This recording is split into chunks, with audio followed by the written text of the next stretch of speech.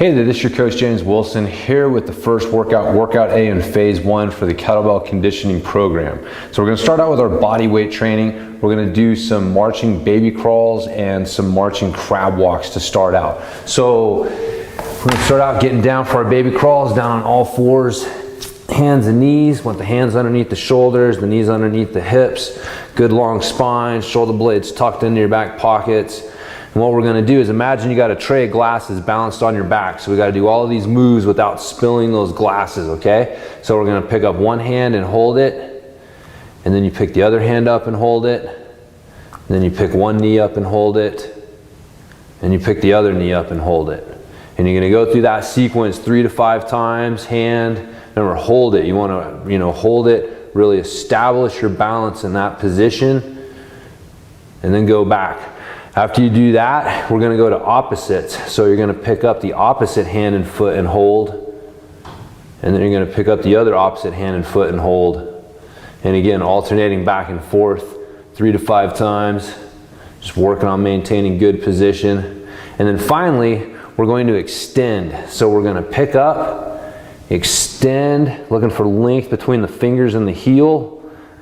Come back in and down. It's important you pick up, hold, extend, hold, looking for that length between the fingers and the heel. Bring it in, don't put it down on the floor yet, and then down. So it's that up, extend, in, and down that we're looking for.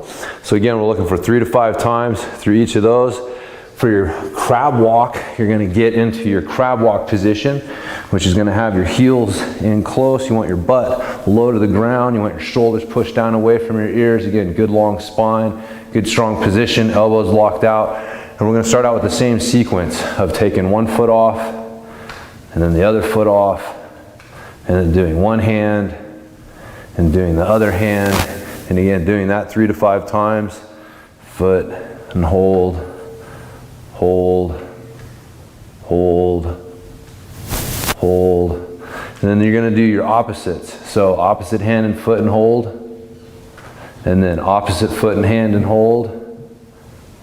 And again, just alternating, but remember to hold it for a second. Really establish that position. There you go. That's your marching crab walks. So we're pairing up those marching walks with, or animal crawls, whatever we want to call them, with some sit-outs, some half sit-outs in this case. So for this one, what you're going to do is you're going to get set in this kind of bear crawl, what they call the beast position, where you've got your knees off of the ground, you're on your toes, nice and strong here. We're going to leave both hands in contact with the ground. We're going to pick one foot up. We're going to rotate on the other foot and push that knee, that leg through, trying to get the hip to come down to the ground. Come up, and then we go the other way. We're trying to keep the elbows locked out, keep both hands in contact with the ground as we're doing this. So, again, these are our half sit-outs.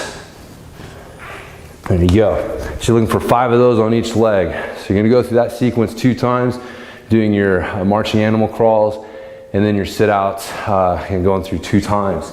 So when you're done with that, we're going to move on to our kettlebell warm-up circuit. So we're going to do a goblet squat and a kneeling halo. So you're going to need your kettlebell. Should have grabbed mine sooner, but here we go. So we're going to start out with a goblet squat. So for a goblet squat, you're going to hold the kettlebell like this by the horns, feet shoulder width apart, good tall spine, strong balanced feet. We're going to come down. We want the tips of our elbows to touch the meaty part on the inside of our knees. And then we come back up, pulling it down and back up. Hold it for a second at the bottom and then back up.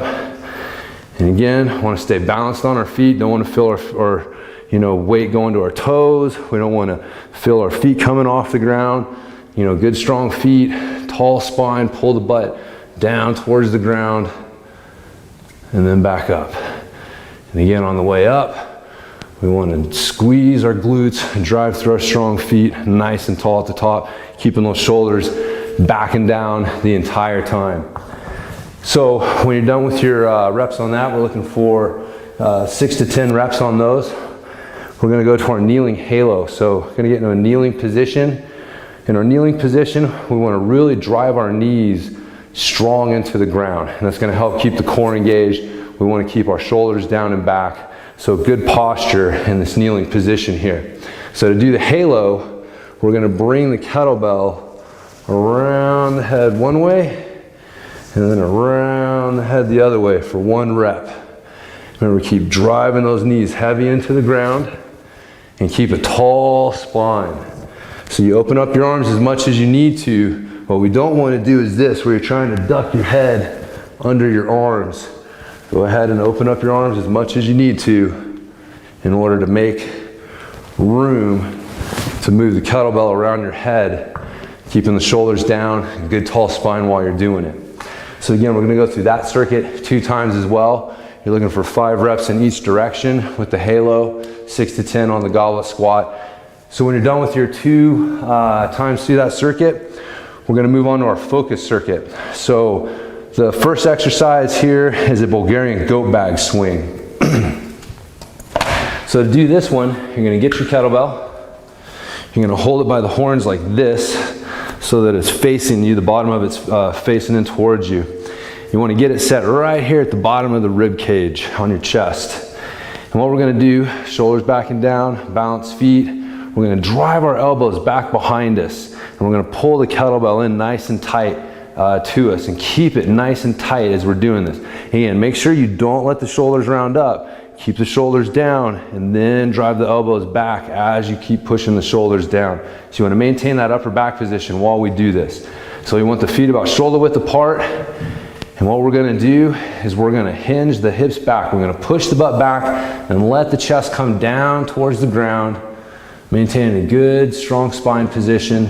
Pause for a second at the bottom, and then squeeze your butt cheeks together and get nice and tall and thin at the top. As you come down, you need to stay balanced on your feet. You do not want to feel your weight shifting to your heels too much. It's gonna come back to your heels a little bit, but we don't want it to come back. What we don't want is like this, where your toes start to come up. That's too much.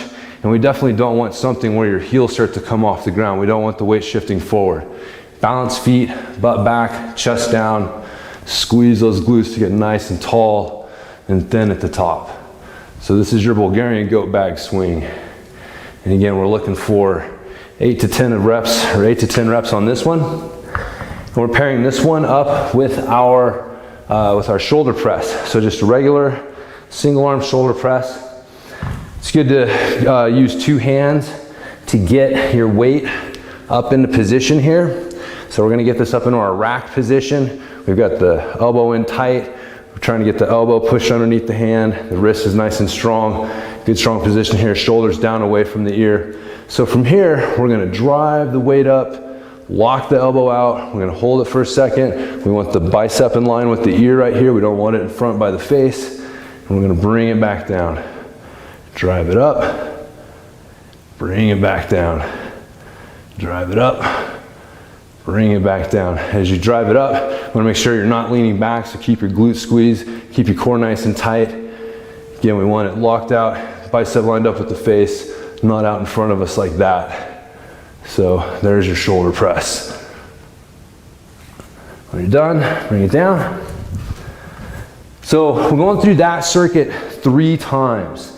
So again, on the Bulgarian goat bag swing, we're looking for 8 to 10 reps on that. And we're looking for 6 to 8 reps on our shoulder press. So we're done with that. We're gonna move on to the secondary circuit, which is gonna start out with a split squat. So for the split squat, you're gonna get set with 1 foot in front. The other foot's gonna take a pretty good step back, and you're gonna stay tall on this back toe. And then what I'm gonna do is I'm gonna lower myself down. I'm thinking about trying to drop this knee here. I want it to drop straight down to the ground. I'm gonna drive through this lead leg, and block out that lead leg, and come up to the top. Coming down, dropping the knee straight down, driving back up to the top. What I don't want to do is I come down, I don't want to lean forward or let my spine collapse. I also don't want to load this back leg. So I need to keep strong and tall on this back toe. I don't want to come down and then try to like push off this back leg. So staying strong on this back toe, trying to keep driving through this front leg as much as possible.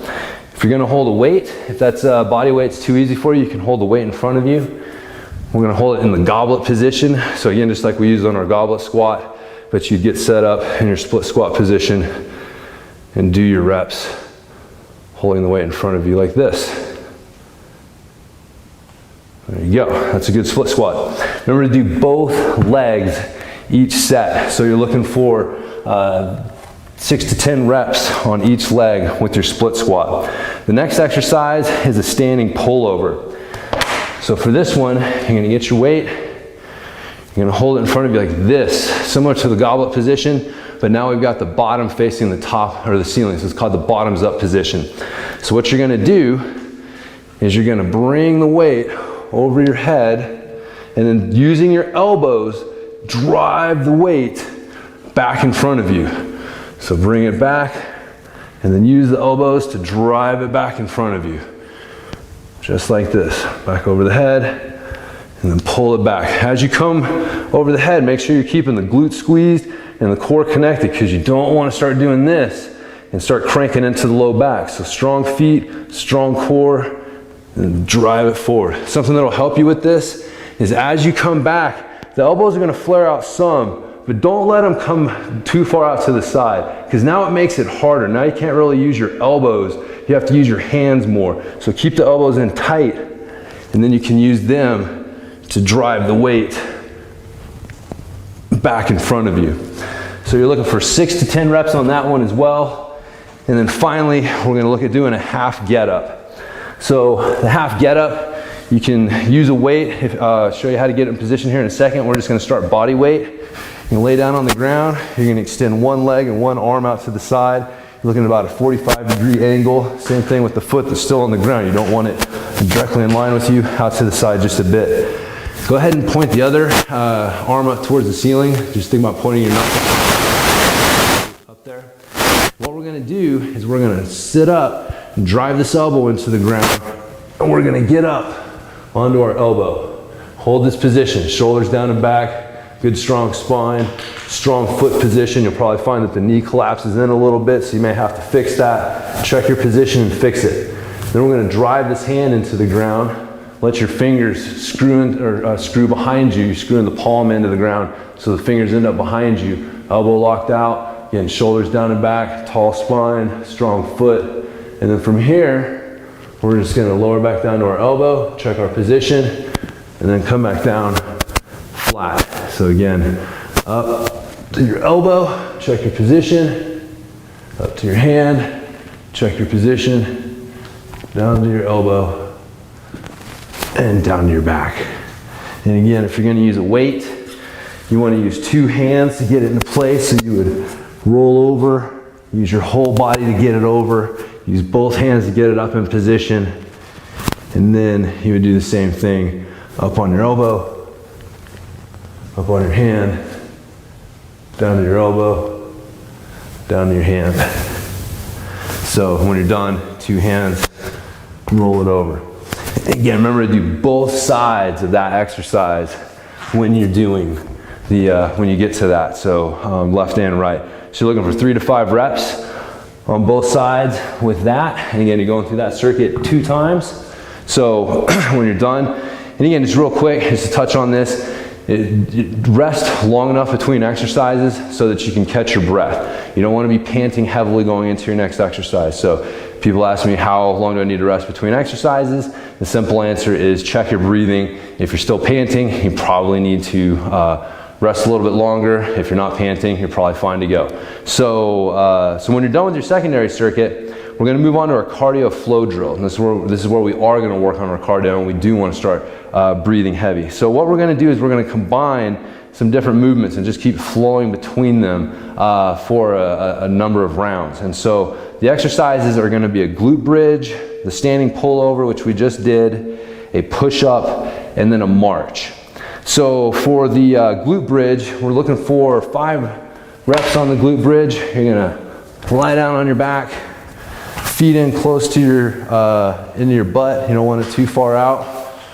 Palms facing the ceiling. What we're going to do is we're going to squeeze the glutes, push the knees away from the shoulders, hold it for a second, come back down, Squeeze the glutes, push the knees away from the shoulders, hold, and back down. So this is your glute bridge. You're gonna do 5 of these. And after you've done 5, you're gonna stand up. And when you get up, you're gonna grab your kettlebell, and you're gonna do your standing pullovers. And we're gonna do 3 to 5 of these. We don't want it to be too hard. So if you get to 3 and it's starting to feel hard, just stop at 3. You know, if you can get 5, great. So once you've done those, you're gonna put them down, and now we're gonna do some push-ups. We're looking for 3 to 5 push-ups. And so for a push-up, we want our hands underneath the shoulders, good strong high plank position. You're gonna bring yourself down, light touch of your chest and chin on the ground, drive yourself back up. All the way down, and back up. All the way down, and back up. So there's your push-ups. Again, 3 to 5 of those. When you're done, you're gonna stand up, and we're gonna do some marches. So for a march, you're literally just gonna march in place. Just knee and the opposite hand come up. So each time, say your right foot hits, that's 1, so that'd be 1, 2, 3, and you're gonna do 10 total. And then you go back to the glute bridge. Get down on the ground, 5 glute bridges, get back up, standing pullovers, get back down, push-ups, stand back up. Marches, yes, getting up and down off the ground is part of the workout. So you'd be surprised the cardio effect that this kind of workout can have without ever actually really beating you up too bad with any one thing. So you'll definitely feel it tomorrow, but not as bad as you might imagine that you will. So in week 1, you're gonna do 8 rounds of that. So take your time, as much rest. If you need to rest between exercises, fine. If not, just try to get through them all. But you know, just go at the pace that's good for you. Push yourself a little bit, but we're not trying to kill ourselves. You know, doing 8 rounds in week 1, you're gonna add 1 round each week. So you're gonna do 9 in week 2, 10 rounds in week 3, and then finally week 4, because week 4 I suggest either maintaining that 10 or even cutting back a little bit and going back down to 8 so that you can kind of have a recovery week before you start the next phase. So that's gonna do it for the cardio flow drill, which is gonna do it for workout A. And now that you got things going, we'll be rocking with the rest of the workout. So I'll talk to you in the next one.